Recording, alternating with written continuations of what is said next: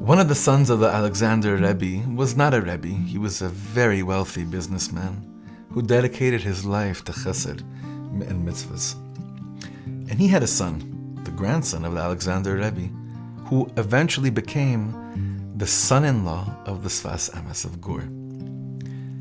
Now this family had a very beautiful palace, mamish a palace. They lived in this very luxurious home in the forest, where everyone knew, all the schleppers and homeless nebuchs of the world knew, that if they needed a night to get a little bit of a calming of the soul, get a warm meal, a bed, they knew that they can go and spend one night there in the forest by the palace of the son of the Alexander Rebbe. And as a little child, this grandson, who ended up being the son-in-law of the Sfas Emes, once said that as a kid he was taken by his mother, and she said, "Don't go to sleep tonight, Thursday night."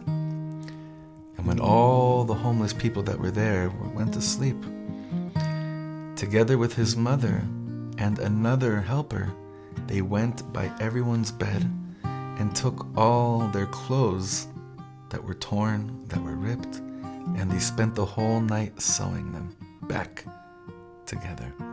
And if it was too destroyed, if the cloth was just not salvageable, they would replace it with new clothes.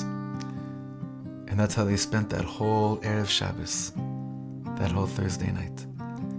This grandson of the Alexander Rebbe said that Thursday night, when he saw his mother taking all of these torn pieces of cloth and sewing them back together while the guests were sleeping, that was the night that he received Yiddishkeit.